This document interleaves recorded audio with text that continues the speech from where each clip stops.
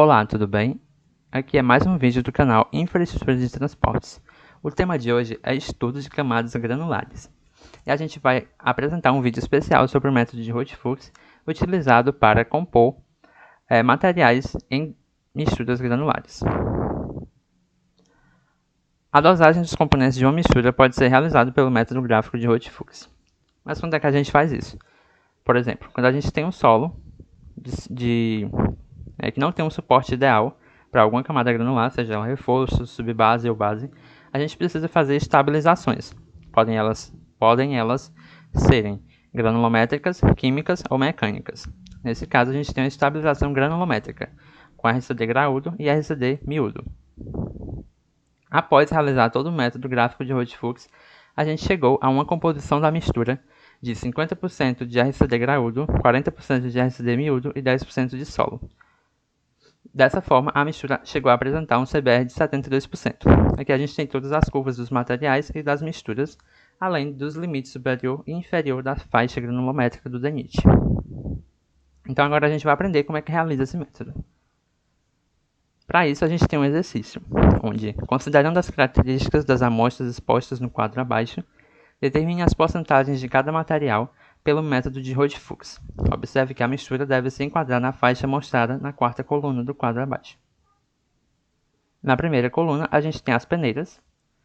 Logo após, a gente tem as porcentagens passantes de cada material. Material 1, material 2 e material 3. E na quarta coluna, a gente tem...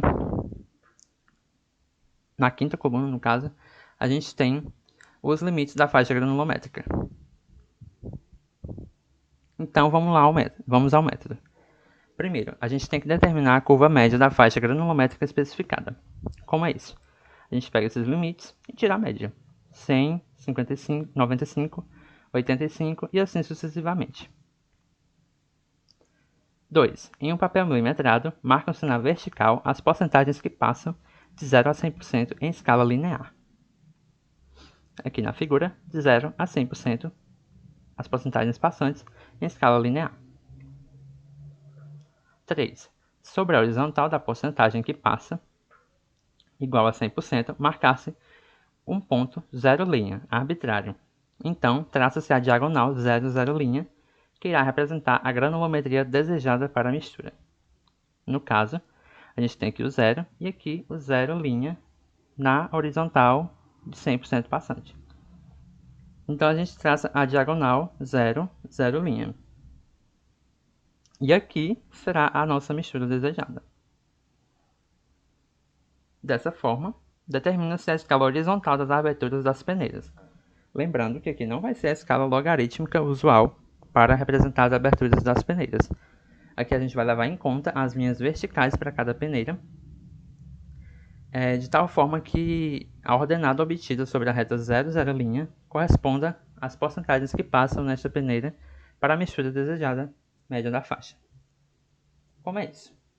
Por exemplo, aqui para a peneira 1/2, a média seria 95%, e para a peneira 3/8 seria 85%. Então vamos lá. 95%, rebate na diagonal, temos a vertical da nossa peneira 1/2, que tem a abertura 12,27 mm. 85%, batemos na diagonal e temos a vertical da nossa peneira 3/8, 9,52 mm. Passo 5. Traçam-se no gráfico obtido as curvas de distribuição granulométrica dos materiais a misturar. Aqui a gente tem o material M1, M2 e M3. Azul M1, verde M2, amarelo M3. Passo 6. Com a régua transparente, traça-se para cada material componente uma reta, de tal modo que as áreas S1 e S2 situadas para um e outro lado da reta traçada sejam aproximadamente iguais. Aqui para o material 3, para o material 2 e para o material 1, tentando sempre deixar uma área igual à outra, o mais próximo possível. Passo 7. Unem-se as extremidades opostas das retas médias. No caso aqui, e aqui, aqui e aqui. Então temos as uniões. Essas interseções das retas, com a reta correspondente à distribuição granulométrica especificada, fornecem as ordenadas proporcionais dos materiais. No caso, essa união está fornecendo bem aqui um ponto de união, que vai representar 64% de material. O segundo é aqui, que está representando 9%. Então, dessa forma, a gente vai ter, para o material 1, o limite de 64%, material 2, 9%, e o material 3 abaixo disso. Então, para determinar a porcentagem de cada material, a gente tem que subtrair os limites. No caso, 100 menos 64, a gente vai ter 36% do material 1 na mistura. 64 e 9, a gente vai ter 55% do material 2 presente na mistura. 9 menos 0, a gente vai ter 9% do material 3 presente na mistura. Após isso, a gente tem que verificar a porcentagem para cada peneira na mistura. Para isso, a gente vai utilizar as porcentagens dos materiais 1, 2 e 3 que passam em cada peneira e as porcentagens dos materiais 1, 2 e 3 que foram determinadas. Dessa forma, a gente chega a obter 100% passante na peneira 3/4, 95,32 passante na peneira 1/2 e assim por diante, até chegar na peneira número 200, que a gente tem 2,70% passante. A gente tem que se atentar aos limites da nossa faixa granulométrica. No caso, para este exemplo, apenas a peneira de número 200 não atende aos limites, mas a gente pode continuar apenas como um exemplo, certo?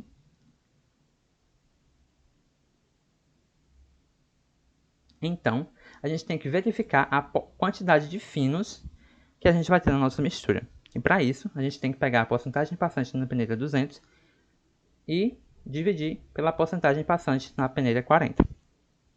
Dessa forma, temos 2,70 sobre 20, que resulta em 0,135. Esse valor tem que ser menor do que 2/3, que representa 0,667. Então, é menor, então a quantidade de finos está sendo obedecida. Por fim, a gente teria que verificar a quantidade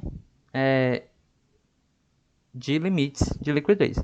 Tanto o limite de liquidez quanto o índice de plasticidade se atendem aos especificados em norma, que é 25% para o limite de liquidez e 6% para o índice de plasticidade. Como a gente não tem os valores nesse exemplo, a gente não vai fazer essa parte.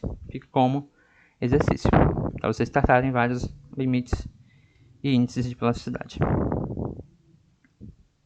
Aqui, a gente obteve a nossa curva granulométrica, a cinza, certo? A azul é o limite inferior da faixa, a laranja é o limite superior, a amarela é a média, e a cinza foi a que a gente obteve para a nossa mistura.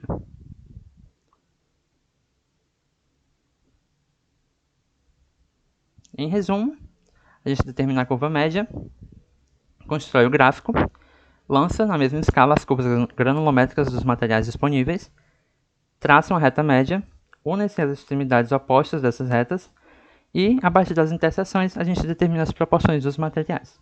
Espero que vocês tenham entendido e até a próxima!